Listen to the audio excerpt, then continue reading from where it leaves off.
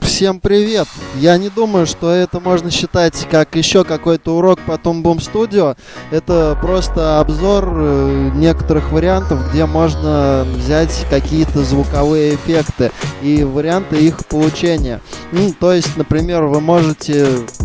Первый, как я считаю, самый простой вариант, отчасти простой, это самому записать звуковой эффект. То есть, если у вас есть хорошее оборудование, хороший микрофон дома, то почему бы не записать эффект самостоятельно? Так гораздо больше шансов, что у вас получится именно то, что вы хотите. Это как первый вариант.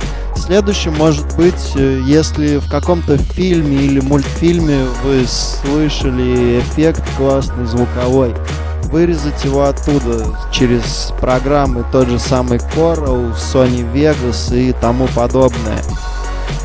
Третий вариант получения звуковых эффектов, это можно тупо в гугле ввести звуковые эффекты. Звуковые эффекты для монтажа, даже банк звуковых эффектов. Google сам предлагает здесь варианты. И посмотреть на каких-нибудь ресурсах. То есть, или даже звуковые эффекты более конкретно, там, например, выстрел.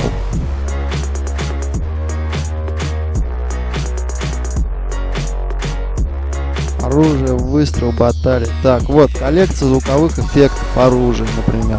И опять же он, по-моему, на тот же сайт мне предлагает перейти.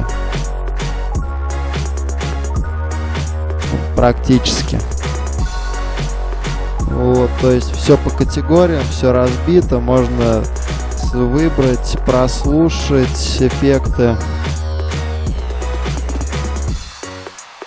скачать их с этих ресурсов.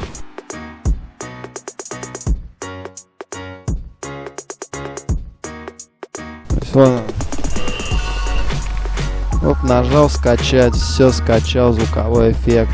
И еще один вариант — это использовать FL Studio. Например, не обязательно FL Studio, программу по созданию тех же самых звуков.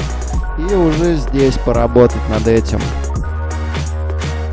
Тут множество эффектов, но это уже для более углубленных пользователей, которые разбираются в самой программе, потому что это не все так просто, как кажется на первый взгляд. Но эффектов здесь можно в ней создать кучу разных совершенно. В общем, несколько вариантов я вам предложил, откуда вы можете брать эффекты для создания своей анимации и тому подобного.